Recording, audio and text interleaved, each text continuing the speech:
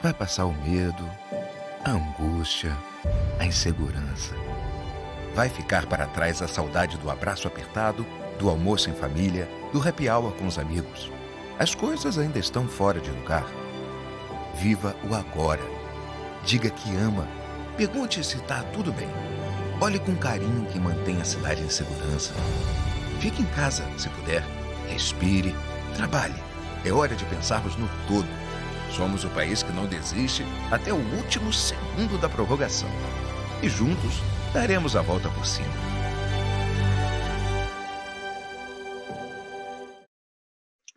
Caríssimos colegas, muito boa tarde. É uma satisfação iniciarmos mais um painel neste grandioso evento promovido pelo Conselho Federal da Ordem dos Advogados do Brasil, painel número 155, intitulado Mudanças no Processo Penal a partir do pacote anticrime. Antes de passar a palavra aos nossos painelistas e apresentá-los, eu gostaria de fazer uma referência muito especial à diretoria do Conselho Federal, cumprimentando pela promoção do evento nosso presidente Felipe Santa Cruz, vice-presidente Luiz Viana Queiroz, nosso secretário-geral José Alberto Simonetti, secretário-geral adjunto Ari Ragante Neto e o tesoureiro José Augusto Araújo de Noronha, assim como o diretor-geral da Escola Nacional de Advocacia, Dr. Rony Duarte.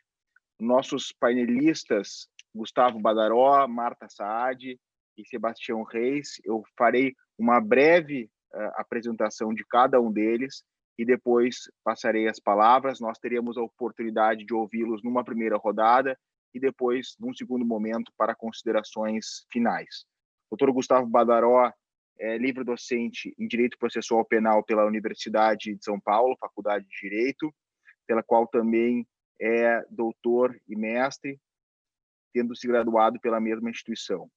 Professor associado do Departamento de Direito Processual da Faculdade de Direito da Universidade de São Paulo, autor de diversos livros, advogado e, para minha satisfação, colega de Conselho Federal, vizinho de bancada, representando a gloriosa seccional de São Paulo.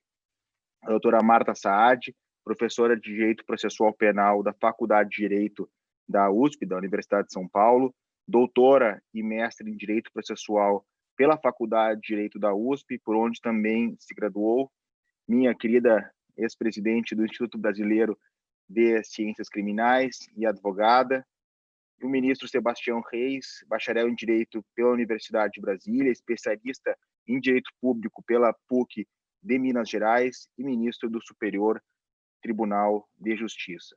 Nós tivemos uma divisão aqui temática em que o Dr. Gustavo Badaró tratará do tema do juiz de garantias, a doutora Marta Saad do acordo de não persecução penal e o ministro Sebastião Reis da prisão cautelar. Eu, de imediato, agradecendo pela oportunidade do convívio com todos os senhores, eu passo a palavra ao Dr. Gustavo Badaró, comunicando que, com 3 minutos de antecedência a essa primeira fala, farei um aviso para que possa se encaminhar as considerações finais. Muito obrigado, Rafael. Para mim é uma satisfação poder participar desse grandioso evento. Adiro aos seus cumprimentos, tanto à diretoria da OAB quanto à diretoria da ESA, por esse brilhante evento. Gostaria também de cumprimentar a professora Marta Saad, o ministro Sebastião Reis Júnior, É uma satisfação, uma alegria estar ao lado de Vossas Excelências nesse painel e tenho certeza que, com a presidência do Rafael, nos desincumbiremos bem dessa atividade. Eu vou procurar me ater estritamente ao meu tempo de 15 minutos e coube a mim, dentro do que nós combinamos, falar sobre o juízo de garantias. Eu vou tratar do que eu considero os aspectos principais. Todos vocês sabem, colegas advogados e colegas advogados que nos honram com a sua audiência, assistindo esse seminário e esse painel especificamente de número 155, que os dispositivos que tratam do juízo de garantias, o artigo 3A do Código de Processo Penal e até o artigo 3F do Código de Processo Penal, foram suspensos por força de uma liminar, num primeiro momento concedida pelo ministro Dias Toffoli, na presidência do Supremo Tribunal Federal, em janeiro deste ano, e depois pelo relator da ação, pelo ministro Luiz Fux. Portanto, o que nós estamos falando aqui é um direito projetado, de um direito em tese. Se e quando vigirem estas regras, quais serão as transformações que elas provocarão.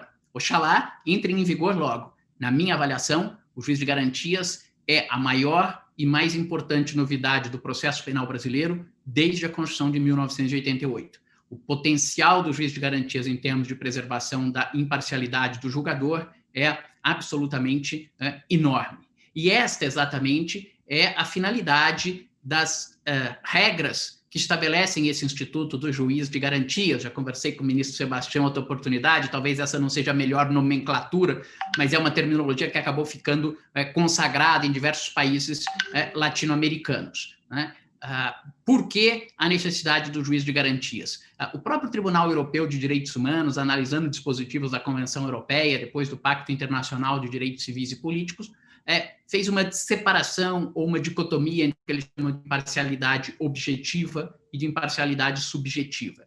Esta última seriam predisposições, estados anímicos do julgador perante a causa que fariam tender para ajudar ou prejudicar uma das partes, o que é muito difícil de ser comprovado.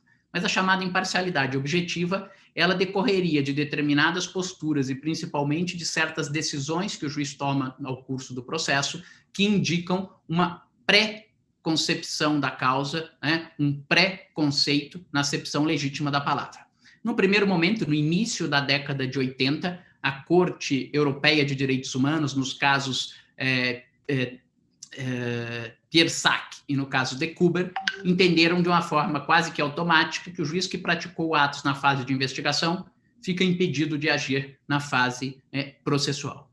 Depois, o próprio Tribunal Europeu de Direitos Humanos adequa ou faz uma sintonia fina da sua jurisprudência em casos posteriores, do final da década de 80, caso Rothschild versus Dinamarca, caso Nortier versus Países Baixos, e já na década de 90, no caso Saraiva de Carvalho contra Portugal. E aí o Tribunal Europeu passa a analisar e dizer o seguinte: eu preciso verificar o conteúdo da decisão do juiz. Se aquele conteúdo da decisão indicar que há uma propensão, que o juiz, através do que decidiu, indica uma pré-concepção de culpa ou inocência, isto compromete a sua imparcialidade objetiva. É claro que esse é o papel que um tribunal de direitos humanos pode ter, onde ele julga situações concretas para verificar se elas violam ou não aquela Carta de Direitos que eles fazem respeitar.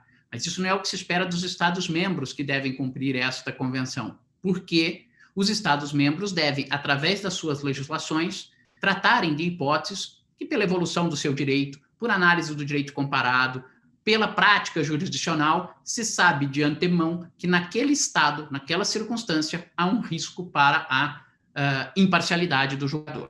É o que, por exemplo, os nossos códigos estabelecem. O Código de Processo Penal trata de hipóteses de impedimento, no artigo 252, trata de hipóteses de incompatibilidade, no artigo 253, trata de hipóteses de suspeição, no artigo 254. Ou seja, o legislador diz, nesta situação, há risco de parcialidade. E, portanto, este juiz, nesse estado de coisa, não deve poder julgar. Não difere disso a ideia do juiz de garantias. A base, nós já vamos voltar nesse assunto, na medida em que alguém que decidiu na fase anterior tem uma pré-concepção sobre o caso, eu devo afastá-lo da etapa posterior. E por que isso? Nesse ponto, na decisão do ministro Luiz Fux, ele dizia algo mais ou menos assim: se essa propensão que gera risco de parcialidade existisse, Então, isto significa que até hoje todas as decisões que foram proferidas por todos os juízes criminais brasileiros seriam nulas porque este juiz seria um juiz com a sua imparcialidade comprometida. A questão não é essa. A questão não é se, de fato, em cada caso houve esse comprometimento. Mas a questão é se eu posso criar um instituto ou estabelecer uma disciplina legislativa que minimize esses riscos, isto deve ser adotado pelos países. E por que isto é assim? A psicologia cognitiva demonstrou que em situações de decisões com um elevado número de elementos a serem decididos, mas também de grande volume de trabalho, que nós tendemos a partir de fatores inconscientes da tomada de decisão, decidir isto rapidamente e com processos intuitivos. Isto é o que se denomina heurísticas, que são processos cognitivos utilizados para a tomada de decisão, caracterizando-se como algumas estratégias em que parte da informação é ignorada para decidir de uma forma mais rápida, de uma forma mais fácil. A discussão entre os psicólogos se isso gera uma decisão de pior qualidade ou se em determinadas situações isso pode favorecer a qualidade da decisão. Mas no ponto que nos importa, me parece que há heurísticas que comprovam esta perda de imparcialidade. Né? E o que é mais relevante, isso trabalha psicologicamente no chamado sistema 1, ou na primeira fase, em que são processos inconscientes de tomada de decisão. Né? O Daniel Kahneman, no seu livro Rápido e Devagar, dá um exemplo de uma heurística que se adequa a essa situação, que ele chama de heurística da ancoragem. A ideia de jogar uma âncora, de nós ficarmos presos a uma posição inicial e ser difícil nos afastarmos dessa posição. Infelizmente, não dá para fazer o teste agora. Quando eu faço isso em sala de aula, eu divido o grupo em duas partes e peço para que eles façam o seguinte exercício, um sem ouvir o outro. Mas vamos tentar simular. Se eu perguntasse para um primeiro grupo, Gandhi morreu aos 41 anos de idade, né? Muito provavelmente o grupo iria dizer, não, 41 não, é meio pouco. Mas então, digam qual a idade que vocês acham que Gandhi morreu. E se eu perguntasse para um segundo grupo, Gandhi morreu aos 114 anos de idade, esse segundo grupo iria dizer que só tivesse essa informação, não. 114 parece muito, ele deve ter morrido com menos. Mas o resultado desse exercício na prática é, para aquele grupo que eu perguntei 41, provavelmente vai dizer que ele morreu com 55, 60, 62, porque ele está ancorado para baixo. E para o grupo que eu perguntei se ele morreu com 114, vai dizer, não, 114 é muito, mas vai dizer que ele morreu com 80, 89, 90, 90 e poucos. Por quê? Porque esses dados iniciais ancoram essas pessoas para cima. Antes disso, Leon Festinger, no seu trabalho sobre dissonância cognitiva, já apontava o risco do próprio sujeito que toma uma decisão prévia em relação à decisão posterior. Ele dizia o seguinte, quando nós decidimos, nós queremos ficar num estado de conforto cognitivo ou consonância cognitiva. E a partir do momento que nós tomamos uma decisão, nós procuramos nos afastar de elementos que indiquem que aquela nossa decisão foi equivocada, porque isso gera um estado de desconforto, de dissonância cognitiva. E como eu procuro eliminar esta dissonância cognitiva e tentando me aproximar daquele estado de conforto cognitivo? Festinger diz, através de 3 modos de agir. Primeiro, mudando os elementos dissonantes. Segundo, procurando somente permitir o acréscimo de elementos cognitivos novos que sejam compatíveis com aquelas decisões que nós já tomamos. Ou terceiro, diminuindo, subvalorizando a importância de elementos cognitivos que venham em sentido contrário. Isto ocorre porque este é um processo natural do ser humano. Isto não é uma coisa do juiz. O juiz não faz isso porque ele é mau. O juiz não faz isso porque ele quer prejulgar e ser prejudicial a esta ou aquela parte. Ele faz isso porque ele é humano. Então, se esses fenômenos psicológicos existem e, de fato, esses fenômenos nos afetam, é melhor que nós separemos as funções, que, teoricamente, nada mais é do que o velho e conhecido critério da competência funcional. Adolf Wahr, no final do século XIX, já dizia que o critério de competência funcional é um critério de competência quando as diversas funções a serem exercidas ao longo de um processo devam ser exercidas por julgadores diferentes para a melhor atuação da vontade concreta da lei. E, portanto, neste caso da persecução penal, embora não seja um único processo, eu divido a persecução penal em fases e digo quem atuou na fase inicial, porque forma uma pré-concepção, um pré-conceito sobre a culpa ou inocência, estará comprometido, terá vieses de confirmação daquela decisão inicial na fase posterior. E daí a ideia de separar fisicamente um juiz para a primeira fase e outro juiz para a segunda fase. Com isto, vigorando as regras do juiz de garantias, a mim parece que nós teremos automaticamente uma revogação, tanto do parágrafo único do artigo 75 do Código de Processo Penal, quanto do artigo 83, que tratam da competência por distribuição ou por prevenção, que estabelecem exatamente o contrário. Esses dispositivos estabelecem que o juiz que proferiu qualquer decisão em medida cautelar na fase da investigação fica prevento para a fase posterior. O que o juiz de garantias prevê é um impedimento do juiz. Aliás, impedimento expressamente previsto no novo artigo 3º-D do Código de Processo Penal. Uma outra hipótese de incompatibilidade é a hipótese do artigo 1º da Lei de Interceptação Telefônica, que diz que a interceptação telefônica deverá ser requerida ao juiz da ação penal. Neste caso, o juiz de garantias exige exatamente o oposto, não só que não haja vinculação, como que há um impedimento. Estas regras me parecem, todas elas, tacitamente revogadas pela figura do juiz de garantias. Né? Vocês que nos ouvem sabem que o projeto de Código de Processo Penal tratava do juiz de garantias, mas num sentido diferente. O juiz de garantias atuaria somente até a fase de oferecimento da denúncia.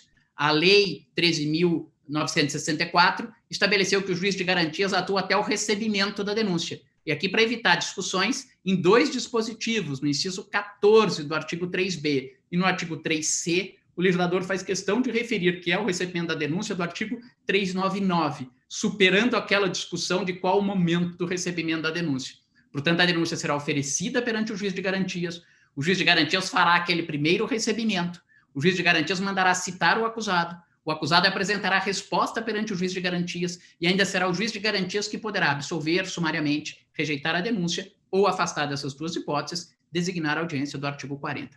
Com isto, o sistema do juiz de garantias instaura entre nós, pela primeira vez, a possibilidade de que nós tenhamos um processo penal verdadeiramente trifásico. Uma primeira fase de investigação, uma fase intermediária de juízo de admissibilidade da acusação e última de instrução e julgamento. E esta separação é fundamental e só agora tornou-se possível. Por quê? Porque eu separo mentalmente os julgadores. Lá no projeto de reforma anterior, de uma comissão presidida pela professora Ada, tentou-se fazer essa separação física dos autos do inquérito policial. Mas como não havia juiz de garantias, isto não adiantava, porque eu poderia até separar fisicamente os autos, mas não conseguiria separar o contato e o conhecimento que o mesmo julgador teve daqueles elementos.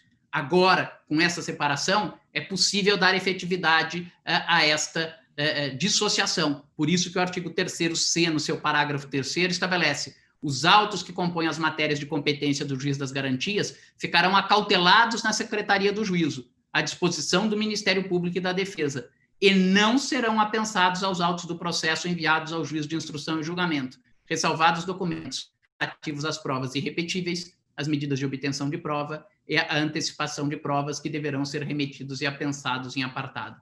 Portanto, o juiz de garantias assegura a imparcialidade, evitando preconcepções, e fortalece a qualidade epistêmica do material a ser apreciado pelo julgador, porque o juiz que irá julgar a causa terá, tirando as provas cautelares antecipadas e irrepetíveis, em seu conhecimento somente aquelas provas produzidas em contraditório perante ele próprio, e o contraditório funciona como um importante instrumento epistêmico, na medida em que instaura uma dialética na formulação da prova. Portanto, o juiz de garantias é fundamental para que nós tenhamos um novo processo penal, um processo penal verdadeiramente acusatório e um juiz sem preconceitos e sem preconcepções. Repito, é a mais importante inovação do processo penal brasileiro, na minha avaliação, desde a Constituição de 1988. É fundamental que o Supremo Tribunal Federal julgue logo essa diz, e casse esta liminar e declare a constitucionalidade desses dispositivos. Eu agradeço a atenção de todos,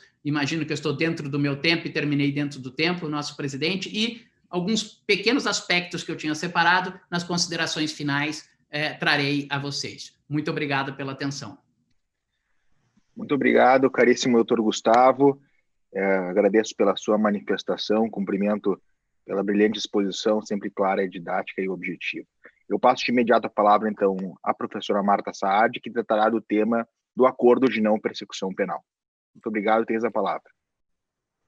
Obrigada, Rafael. Boa tarde a todos. uma alegria, uma honra ter participado desse evento. Eu tenho a impressão de que não há nada parecido no mundo jurídico com a proporção deste evento organizado pela OAB. Então, cumprimento a presidência da OAB, a diretoria, da ESA também pela organização.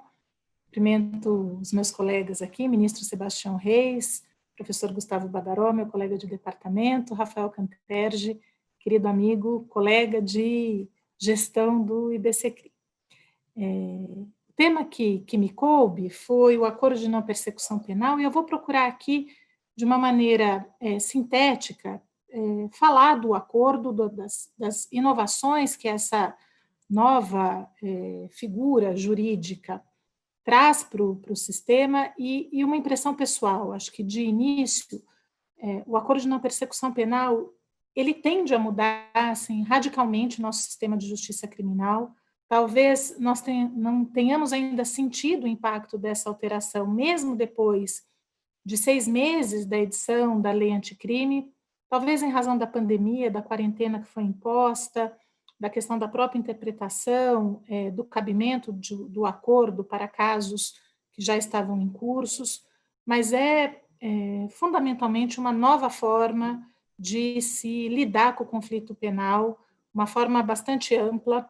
Ela já era prevista de uma maneira, claro, mais tímida, sem lei federal, numa resolução do CNMP, do Conselho Nacional do Ministério Público, e é evidente que a nossa experiência tem mostrado que os acordos ganharam força nos últimos anos, seja do ponto de vista de incremento probatório, como acontece com o acordo de colaboração premiada, firmado em diversas operações, acho que a Operação Lava Jato é o maior exemplo disso, mas também a nossa própria experiência do acordo como forma de economia processual, em razão da nossa Lei 9.099, que desde a sua edição em 1995 veio ganhando uma expansão gradual por meio de edição de lei que aumentou, por exemplo, o conceito de crime de menor potencial ofensivo, o patamar de crime de menor potencial ofensivo e a expansão bastante grande desses sistemas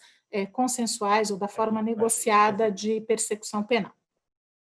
Então, o que prevê o Código de Processo Penal, agora no artigo 28A, é a oportunidade dada ao investigado mediante o preenchimento de determinados requisitos e o cumprimento de determinadas condições pactuadas, ele tem uma oportunidade de acordo suprimindo a instrução do processo, ou seja, a própria ação penal, e uma sentença final que se referisse a uma instrução completa, né?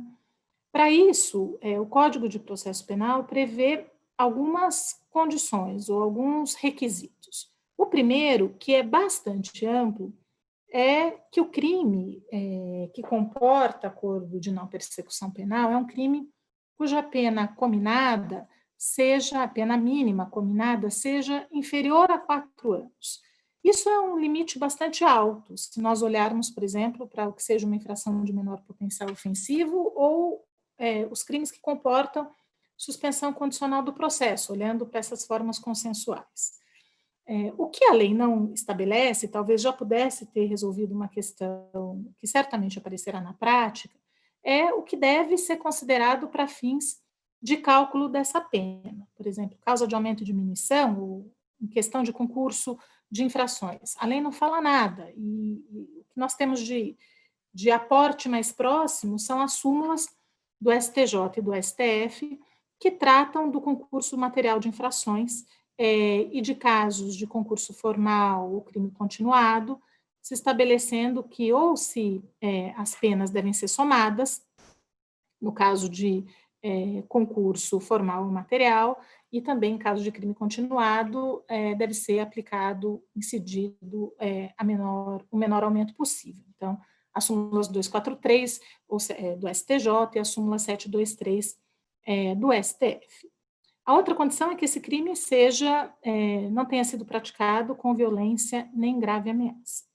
Um ponto que eu acho particularmente importante e que acho que a experiência da Lei 9.099 tem que nos chamar a atenção é que o acordo de não persecução penal é uma alternativa ao processo, à ação penal. Ou seja, para que o Ministério Público formule ao investigado uma proposta de acordo de não persecução penal, ele deveria ter um arcabouço que lhe permitisse aferir a justa causa para a ação penal. Então, não se trata o acordo de não persecução penal de uma alternativa à investigação, né? Ele é uma alternativa à ação penal, né? Então, sendo caso de arquivamento, ou havendo sido reunido no curso do inquérito policial ou do procedimento investigatório criminal, elementos que indiquem que, seja caso de arquivamento, não há justa causa para o acordo de não persecução penal. O acordo é uma alternativa à ação e não ao inquérito. A mesma coisa em relação ao próximo requisito. O Código de Processo Penal exige que haja confissão do investigado. Esse é um requisito objetivo necessário para a celebração do acordo de não persecução penal. Mas a justa causa para o acordo não pode advir desta confissão, né? A confissão, ela é uma condição do acordo, mas ela não confere por si, ou ela não suprime eventuais falhas da investigação, de maneira que só ela fosse apta, por exemplo, a conferir justa causa para o acordo, porque isso levaria a uma disfunção da ideia deste acordo previsto em lei, que é justamente ser uma forma de economia procedimental ou de antecipação de um resultado que o investigado possa fazer em termos de prognose e ser uma alternativa defensiva para se evitar o custo de uma ação penal e o custo de um eventual registro em folha de antecedentes ou para fins de reincidência. Então, acho que um ponto muito importante é que existe um filtro, ou deve existir um filtro necessário a respeito do cabimento do acordo de não persecução penal. Então, sendo o caso de arquivamento, impossível a propositura, ou se for proposta, não deve ser aceita, né? E esse é um ponto que a Lei 9.099, ao meu ver, sofre com isso, né? O receio disso é que o sistema acabe absorvendo coisas que deveriam estar fora do sistema em razão de uma decisão de arquivamento. Então, acho que a ideia, se a gente puder sintetizar, é essa, que o acordo é uma alternativa à ação e não à investigação e não à decisão de arquivamento. Essa primeira fase continua rígida, continua íntegra, e é ela exatamente que confere justa causa a eventual acordo. Um outro ponto que vem sendo discutido é a questão da exigência feita pela lei de que haja confissão ou como condição objetiva para o acordo de não persecução penal. Não é estranho no nosso sistema a vinculação entre confissão e prêmio, né? A confissão, ela é uma atenuante genérica prevista na parte geral do Código Penal, e existe, de alguma maneira, esse reconhecimento. Agora, o que se discute é o porquê para um acordo de não persecução penal, que não leva a uma sentença penal condenatória, então o acordo não tem natureza condenatória, ele não se presta a incriminar terceiros, diferentemente do que acontece com o acordo de colaboração premiada, ele não é um instrumento probatório, né, ele é um negócio jurídico processual sem essa repercussão probatória que existe no acordo de colaboração premiada, então ele não tem função de incriminar terceiros, ele não tem função de auxiliar nas investigações, ele chega a parecer quase uma condição moral de arrependimento posta na lei para que seja conferida essa oportunidade de acordo de não persecução penal. Problemas em relação a isso. Não se sabe o destino dessa confissão, porque uma vez cumprido o acordo é homologado e é arquivado, já produz plenos direitos. Caso o acordo não seja homologado, não há informação sobre o que acontece com esse acordo. E uma outra preocupação que tem sido, a meu ver, de maneira relevante, bastante demonstrada por quem vem se debruçando sobre esse tema, é o perigo do eventual compartilhamento desta confissão com outras esferas punitivas.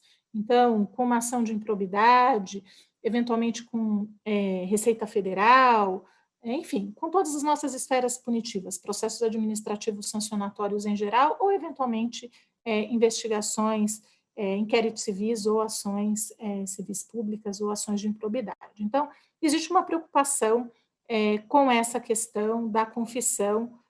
Ao mesmo tempo, a justificativa para isso seria, de alguma maneira, verificar ou aferir judicialmente a consistência, a verossimilhança na narrativa daquele que se declara culpado, para que ele não fizesse simplesmente um juízo utilitarista do cabimento do acordo, confessar alguma coisa que ele não cometeu simplesmente pelos benefícios do acordo. Uma outra dúvida que vem surgindo em relação a respeito dessa confissão é como ela tem que se dar, né? Se ela tem que ser uma confissão já feita no inquérito policial, ou se ela pode ser uma confissão para o acordo. A meu ver, ela pode ser uma confissão para o acordo, no momento das tratativas. Mas o que gera dúvida é o que é a confissão nesse caso, porque a lei fala que ela tem que ser circunstanciada, diferente do que diz a Lei 8.038, quando trata do procedimento de competência originária, que fala quando trata do acordo de não persecução penal, fala que essa confissão tem que ser circunstancial. A meu ver, é isso, ela tem que tratar dos fatos sob investigação, né? Ela não pode ser simplesmente um silêncio, né? Na ideia de que se o sujeito ficar em silêncio, ele estaria confessando, me parece que não, precisaria ser uma confissão voluntária, narrando os fatos, as circunstâncias juridicamente relevantes, e, de alguma maneira, então, servisse para o acordo. Me parece que o investigado não assume uma obrigação de confessar fatos diversos daqueles apurados na investigação onde proposto o acordo. Mas, se existem fatos conexos, por exemplo, sendo apurados em procedimentos distintos, e a soma das penas ou a majorante permitisse que, caso, ainda assim permitisse o acordo de não persecução penal, me parece que deveria ser permitida a possibilidade de um investigado firmar um único acordo, que abrangesse esses delitos conexos ou as investigações relacionadas, sob pena de, estando separadas as investigações, no momento em que ele firmasse um acordo, ele estaria privado, em razão de um dispositivo do Código de Processo Penal que estabelece que a pessoa não pode ter firmado transação, suspensão condicional do processo ou acordo de não persecução penal nos últimos 5 anos, caso as investigações fossem cindidas, ele acabaria queimando, digamos assim, a oportunidade de acordo em um dos casos e não poderia, no segundo, que a rigor fosse conexo, se valer dessa mesma estratégia defensiva. Então, me parece que, a rigor, seria possível um acordo único em infrações conexas, ainda que elas estivessem em procedimentos diferentes. Além disso, uma última questão que eu vou tratar nesse bloco é que existe uma discussão sobre a cláusula que estabelece que esse acordo deve ser necessário e suficiente para a prevenção e reprovação do delito. Existem discussões sobre isso, por exemplo, se caberia acordo de não persecução penal em crime hediondo. O projeto previa uma vedação, essa vedação não passou na redação final, e me parece que, por exemplo, em casos como principalmente, né, acho que o Ministério Público precisa justificar, em relação às circunstâncias concretas, eventual não propositura do acordo de não persecução penal, em caso de crime hediondo, então não é um dado, por ser crime hediondo não comporta acordo de não persecução penal, e me parece também bastante necessária essa fundamentação em caso de tráfico privilegiado, né, porque a pena com o redutor comporta acordo de não persecução penal, Não se trata de crime equiparado hediondo, como já decidido pelo STJ, então, eventual negativa de acordo de não persecução penal precisa realmente ser justificada. Fora isso, o Código estabelece que não deve ser cabível transação penal, e aqui simplesmente porque existe um caminho, uma ordem de prioridade entre as opções consensuais. Se for cabível transação, não pode o Ministério Público não propor a transação para propor acordo de não persecução penal, mesmo porque o sujeito não precisa confessar para fins de transação penal. Circunstâncias pessoais favoráveis, não ter sido beneficiado, como eu disse, nos últimos 5 anos, por soluções consensuais, nem se tratar a infração de crime praticado no âmbito de violência doméstica ou familiar ou praticado contra a mulher. Eu vou, acho que parar por aqui, porque meu outro ponto diz com a falta de procedimentalização do acordo de não persecução penal, e esse sim me parece um déficit bastante importante da lei, que gera muita insegurança jurídica a respeito da forma de tratativa e como isso precisa ser conduzido. Agradeço e espero retomar na nossa próxima rodada. Obrigada, Rafael. Tá bem, professora Marta, muito obrigado pela sua explanação de um tema instigante e certamente gerará ainda muitos debates, mas a sua fala é extremamente esclarecedora e provoca algumas angústias da nossa vivência prática do acordo de não persecução penal. Ministro Sebastião Reis, é uma honra para a Ordem dos Advogados do Brasil e para a advocacia recebê-lo neste painel, e o senhor tem a palavra tratando do tema da prisão cautelar. Muito obrigado. Bom, boa tarde a todos. Um prazer é todo meu em retornar à minha casa, né? Ou seja, fui, antes de chegar ao tribunal, eu fui advogado por 25 anos, tenho muito boas lembranças da advocacia, e é sempre um grande prazer participar desses encontros da Ordem. Bom, eu acho o grande mérito, ou seja, o pacote, é claro, tem uma série de questões que são controvertidas, ou seja, tem um caráter punitivista em determinados aspectos, mas existem outros momentos do pacote, e um deles talvez fosse a prisão, que eu acho que houve um grande avanço, um avanço positivo. O pacote trouxe, na verdade, ele acabou normatizando uma série de questões já postas pela jurisprudência ao longo dos últimos anos. Eu acho que isso, da mesma forma que aconteceu com algumas questões que eu vou dar um pitaco também em relação à delação premiada, eu acho que isso foi uma coisa muito positiva no pacote.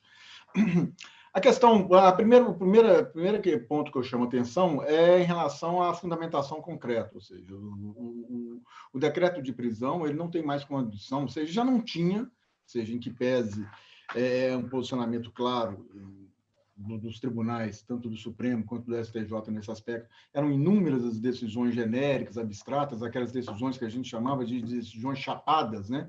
Que eram decisões comuns e que poderiam ser aplicadas a qualquer tipo de processo, mas hoje o pacote vem e estabelece condições específicas, ou seja, requisitos próprios da decisão, e indo, inclusive, em alguns aspectos, até um pouco mais longe e generalizando até em outras decisões. Mas a primeira questão é a fundamentação concreta, ou seja, o caso concreto tem que ser examinado. Eu não posso simplesmente falar se trata de tráfico de drogas, é um crime que assola a sociedade, é um crime que causa muito malefício, etc. Não, eu tenho que dizer exatamente o tráfico naquele caso concreto, se a quantidade era grande, se as pessoas estavam envolvidas numa organização criminosa bem estruturada, se havia o uso de arma, etc. Então, só isso, ou seja, a simples referência ao tipo do crime já não é suficiente para a decretação da prisão. A contemporaneidade, ou seja, também isso, são várias decisões do Superior Tribunal de Justiça em que a gente percebe isso, ou seja, crimes cometidos com há 1, 2, 3 anos atrás e tinham a prisão decretada agora, sem que existisse, nesse período de tempo, nesse lapso temporal, qualquer fato que indicasse um comportamento, vamos dizer assim, preocupante do então investigado. Ou seja, o crime tinha sido cometido, passado 1, 2, 3 anos, não se sabe por quê, demora na investigação, complexidade, sei lá, um motivo qualquer, e a prisão ela vinha a ser decretada apenas lá na frente. Ou seja, então, em situações assim, a não ser que você justifique, talvez uma investigação mais complexa, alguma coisa, a prisão também não se justifica. Outra coisa que também tem, que ficou claro agora no texto legal, é a insuficiência de fundamentação quando a decisão se limita a citar leis, súmulas precedentes, quando tem caráter genérico e comum a qualquer situação semelhante, ou quando descumpre ainda súmula precedente ou jurisprudência, sem demonstrar a existência da distinção do caso em julgamento ou superação do julgamento. Ou seja, nós vamos ter que o pacote anticrime exige agora do juiz um cuidado maior ao decretar a prisão. Ou seja, eu acho isso uma coisa extremamente positiva. Então, aquela decisão chapada, aquela decisão comum, que poderia ser aplicada a diversas decisões, ou seja, diversas situações, não pode mais ser utilizada. A simples referência a texto legal, ou seja, citar uma lei, citar um precedente, também não pode. Ou seja, qualquer disposição, qualquer fundamento utilizado para se justificar a prisão, ele tem que ter uma liga, um link com a situação concreta. Ou seja, eu estou falando, o crime é grave, ou seja, eu tenho que justificar concretamente, eu tenho que fazer uma análise da situação concreta. Isso é muito comum, por exemplo, quando a gente trata de tráfico de drogas, você vê a mesma decisão que justifica a prisão de um traficante que foi pego com 100 quilos de cocaína, ou 100 quilos de maconha, ou fazendo tráfico interestadual, etc. É a mesma decisão que é utilizada para justificar a prisão de um menino de 18, 19 anos, 20 anos, que foi pego com 15 gramas, 30 gramas, 40 gramas, fazendo aquele tráfico pequeno, aquele tráfico mínimo, né? Ou seja, então, a lei deixa, ou seja, se a gente fazer uma interpretação genérica disso aí, ou seja, geral disso aí, a gente vai chegar à conclusão que realmente, caso a caso, a prisão tem que ser decretada caso a caso. Eu acho que isso é foi um grande avanço do pacote, ou seja, ele trouxe para a norma legal aquilo que a jurisprudência já vinha considerando como essencial. Outro ponto que eu acho relevante, ou seja, a necessidade da revisão a cada 90 dias da prisão. Eu acho que, primeiro, tem um ponto positivo, que mostra, que deixa muito claro que a prisão não é alguma coisa ad eternum. Ou seja, a prisão, muitas vezes, ela é relacionada com uma situação daquele momento, daquele instante. E, consequentemente, a sua permanência ela vai depender da própria evolução do processo. Por exemplo, vamos citar um exemplo que eu acho que facilita a compreensão. Se eu decretar a prisão hoje em razão de um risco de ameaça à testemunha, esse que foi o fundamento utilizado, o investigado teria se encontrado em determinado momento com a testemunha, gritado, berrado, ameaçado, alguma coisa nesse sentido. Então, foi decretada a sua prisão em razão desse fato concreto. O processo avança, essa testemunha é ouvida, inclusive, quando da instrução do processo. Ou seja, essa circunstância, que se tratou de um fato, ela já não é mais, ela por si só já não justifica mais a prisão. Então, a prisão deixa de ser necessária. Eu posso perfeitamente revogá-la e, eventualmente, substituí-la por uma cautelar, por exemplo, se há ainda algum receio de que ele venha incomodar essa testemunha, ou seja, de vingança, alguma coisa, uma cautelar, impedindo a aproximação dele, etc. Mas eu acho que, ou seja, circunstâncias, o processo vai avançando, vai evoluindo. Eu acho perfeitamente natural que uma prisão que tenha sido decretada, ela possa ser modificada, ou seja, ou simplesmente revogada, ou até mesmo substituída por cautelares diversos, outras cautelares que não a prisão. Agora, nesse ponto aqui, eu chamo a atenção, ou seja, há um prazo fixado na lei, ou seja, um prazo de 90 dias. E o que eu chamo a atenção aqui é a necessidade de uma atenção por parte dos advogados. Ou seja, em tese, esse procedimento tem que ser feito, ou seja, cada cartório, cada juiz vai ter que ter um sistema de controle e o que permita fazer essa revisão a cada 90 dias. Mas a gente sabe que isso é uma teoria, isso não necessariamente vai ocorrer na prática. Ou seja, você tem realidades diversas. Eu tenho, em Brasília, eu tenho um sistema de... Todos os processos são digitalizados, ou seja, eu tenho um sistema de informática que funciona, eu posso criar um mecanismo que me alerte da necessidade, passaram 85 dias, então eu já tenho que ficar atento naquele processo. Agora, não é essa a realidade nacional.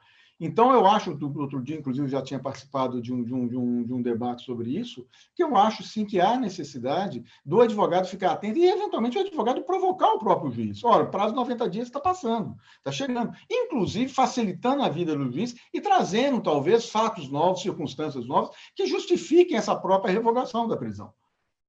Eu acho que esse controle, ou seja, é claro que o judiciário vai ter que se estruturar para permitir a aplicação, a efetividade desse dispositivo, mas eu acho que aí o advogado pode, sim, ele tem um papel importante de ajudar, de provocar a própria manifestação do juiz sobre, sobre a prisão, sobre a manutenção ou não da prisão.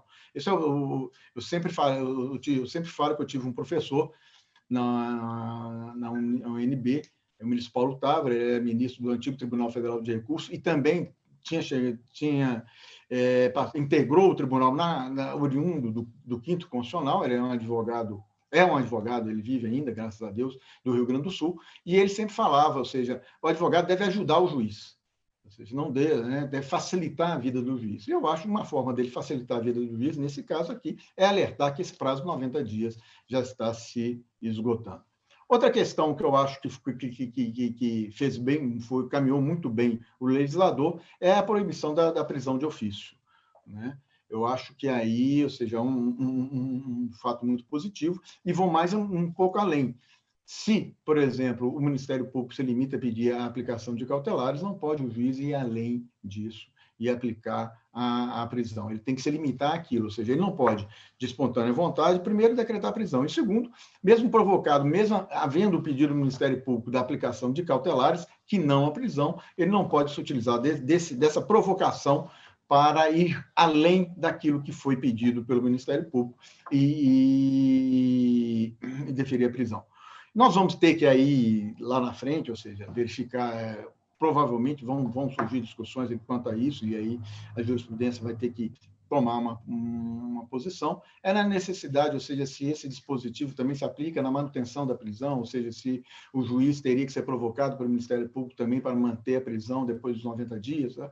São algumas questões que vão surgir aí, que vão merecer um debate, e certamente os advogados vão provocar os tribunais e nós vamos ter que manifestar sobre isso. Outro fato que eu achei interessante e relevante aqui é que não justifica a prisão, ou seja, mais ou menos mostrando qual a vontade do legislador aqui, não justifica a prisão, a simples existência da investigação ou o recebimento da denúncia, e nem poderá ela ser utilizada como antecipação do cumprimento da pena. Ou seja, na verdade, o que eu acho é que o legislador deixou claro que a prisão é a última ratio, realmente, ou seja, ela só deve ser adotada em medidas extremas, em situações extremas. Há a necessidade do juiz realmente justificar cada caso, em cada situação, em cada momento do processo, a sua necessidade. Eu acho que aí o legislador deixou claro qual a sua vontade. E cabe agora à magistratura tornar essa vontade, efetivar essa vontade com as suas decisões nesse sentido. Eu só gostaria aqui também, ou seja, até aproveitando esse link da prisão, ou seja, quando eu falo que o pacote tornou concreto algumas questões que eu acho que a jurisprudência já vinha trazendo, ou seja, em relação à prisão, e aqui também algumas coisas em relação à própria delação premiada, ou seja, o pacote também fez algumas modificações na delação premiada, e eu acho talvez até provocado realmente pela própria jurisprudência. A delação premiada, ela prevista como estava, era uma forma muito genérica, ou seja, ela deixava muito espaço para o julgador, e eu vou falar talvez mais à frente. E aqui eu estou vendo que o doutor Rafael teve o prazer de dizer a um juiz que o prazo dele está se esgotando, que ele tem mais só 3 minutos para falar. Dá uma satisfação pessoal, eu reconheço isso. Mas aí, então, eu falo talvez... Com discrição, né, ministro? Com discrição. Com discrição, com toda a discrição. Mas eu acho que é importante também notar que a delação premiada, ou seja, o texto legal, ele trouxe em relação a uma preocupação de regulamentar, de trazer, inclusive, alguns requisitos, algumas questões que estavam muito abertas em relação à delação premiada. O problema é a proibição clara agora do vazamento, ou seja, nem o próprio juiz pode autorizar o vazamento da delação, não só do acordo de delação, como dos depoimentos que antecederam, a necessidade de se regulamentar do procedimento de registro dessa negociação, a possibilidade de um juízo prévio de admissibilidade dessa delação, ou seja, o juiz tem condições, num primeiro momento, verificar se essa delação realmente ela tem condições de ir para frente, ou seja, não se trata simplesmente de uma conversa, aquelas conversas que a gente percebeu nitidamente, inúmeras delações que foram firmadas e que não deram nada, em nada, porque realmente eram completamente desacompanhadas de qualquer indício de prova. Ou seja, o fato da própria delação ser considerada justamente isso, um início de produção de prova, e não a prova em si, o que impede, inclusive, a prisão com base exclusivamente na delação, a denúncia com base na delação, uma condenação com base na delação. Ou seja, foram alterações no texto legal que foram feitas, eu acredito, eu espero, e eu acho em razão da própria evolução da jurisprudência.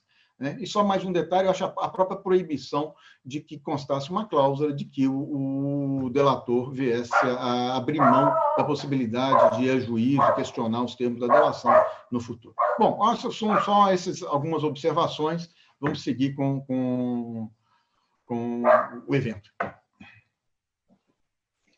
Muito obrigado, ministro Sebastião Reis. Eu quero agradecer aos 3 painelistas, Dr. Gustavo Badaró, doutora Marta Saad, e ao ministro Sebastião Reis, pelas intervenções, que foram extremamente satisfatórias, e tenho já recebido várias mensagens de advogados que fazem referência a esse painel como um painel de destaque no nosso evento. Nós temos ainda de 8 a 9 minutos.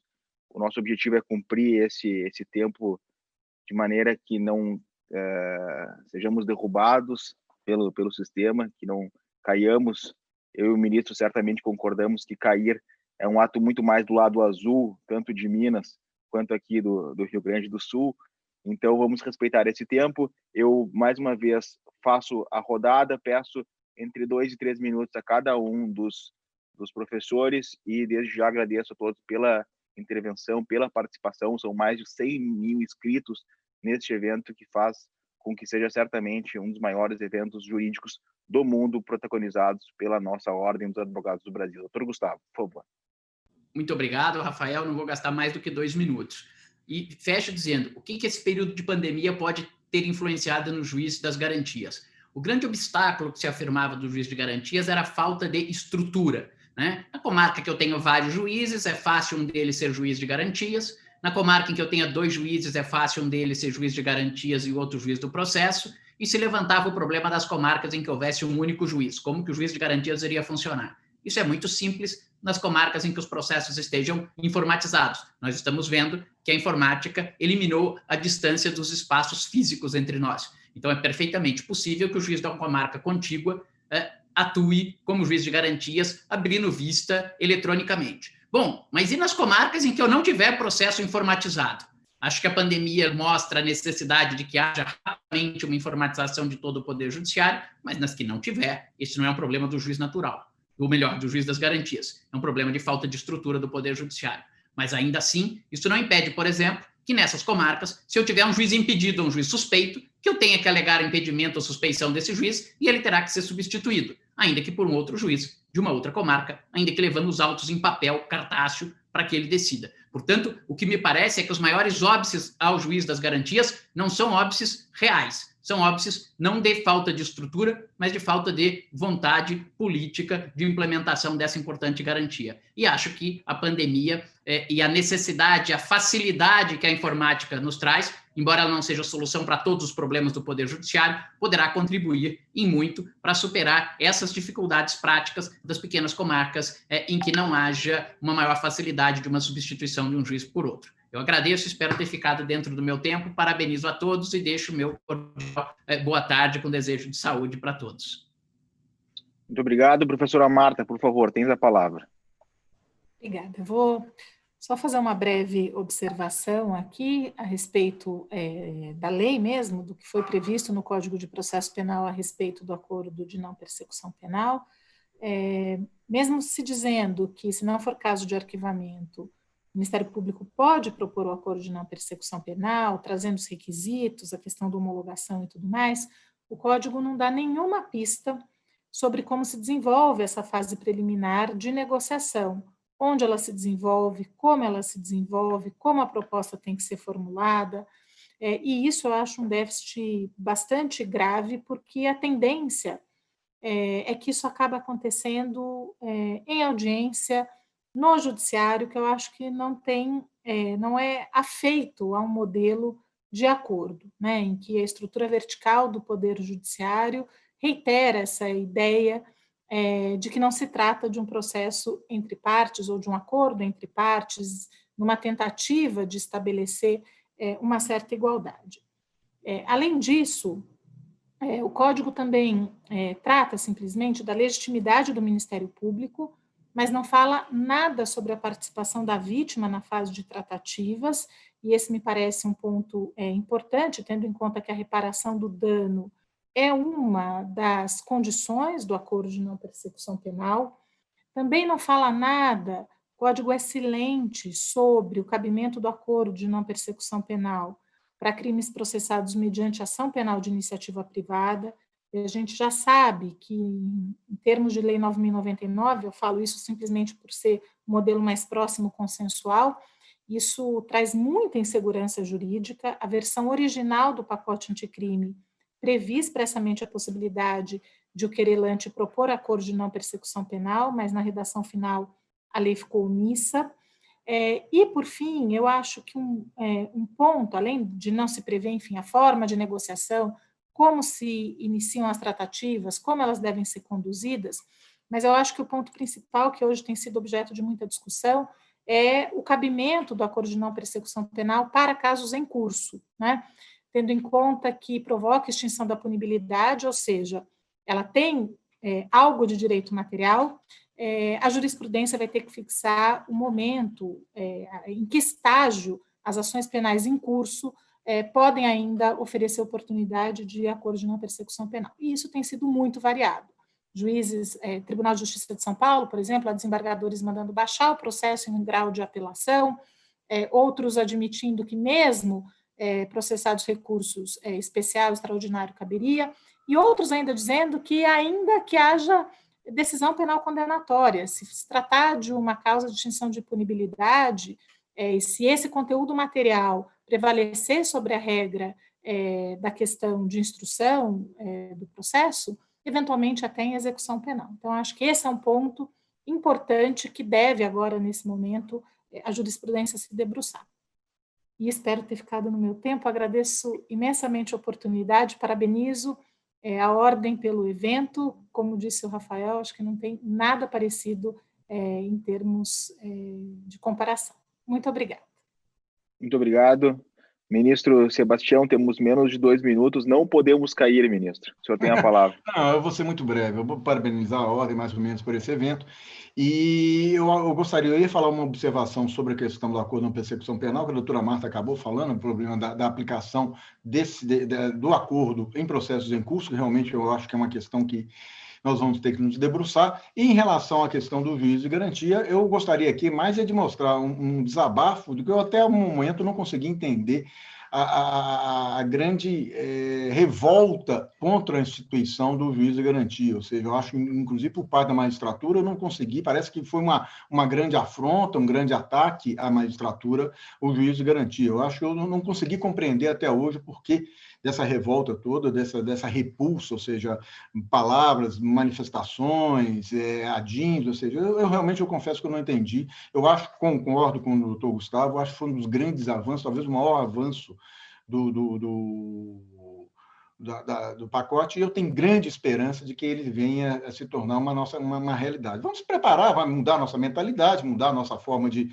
julgar, de atuar, da própria advocacia, de todos nós, mas eu acho que é um grande passo, um passo fundamental para a modernização do nosso direito processual penal. Então, mais uma vez, eu queria agradecer e parabenizar a Ordem e parabenizar, inclusive, o doutor Gustavo e a doutora Marta pela qualidade de suas manifestações. Muito obrigado a todos os presentes, a nossa assistência. Um grande abraço, tivemos um excelente painel, tenham todos um bom final de semana.